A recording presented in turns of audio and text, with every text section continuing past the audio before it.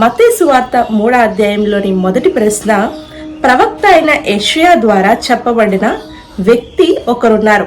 ఆ వ్యక్తి ఎవరు? యోహాను లేదా యేసు ప్రభువారు? మీ కౌంట్డౌన్ స్టార్ట్ అయింది.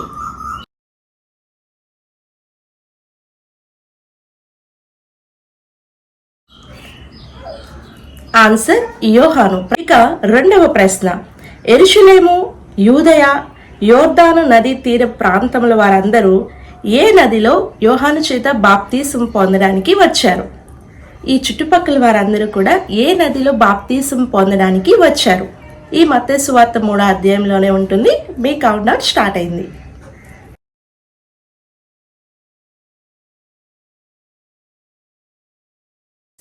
యోర్దాను నదిలో బాప్తీసం యోహాను ద్వారా పొందడానికి ఆ చుట్టుపక్కల ప్రాంతాల వారందరూ కూడా వచ్చారనమాట. ఇక మూడవ ప్రశ్న, యోహాను ఎవరిని చూచి సర్ప సంతానమా అని పిలిచాడు లేదా అన్నాడు? Countdown start.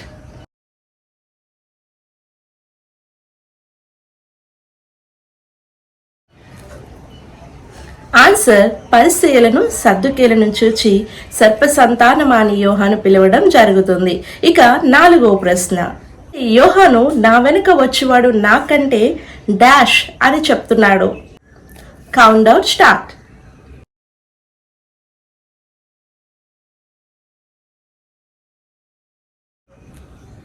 ఆన్సర్ శక్తిమంతుడు అని చెప్తున్నాడు. యోహాను నా వెనుక వచ్చేవాడు నాకంటే శక్తిమంతుడు అని ప్రజలకి యోహాను చెప్పడం జరుగుతుంది. ఇక ఐదవ ప్రశ్న, బాప్తీసం తీసుకోవడానికి యేసు ఎక్కడి నుండి యోహాను యొద్దకి వచ్చాడు? Countdown start.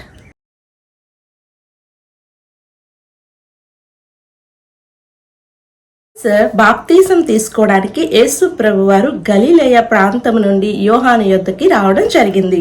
ఇక ఆరో ప్రశ్న, ఎవరు అగ్నిలోను పరిశుద్ధాత్మలోను బాప్తీసం ఇస్తారు? యోహాను లేదా యేసు ప్రభువారు? Countdown start.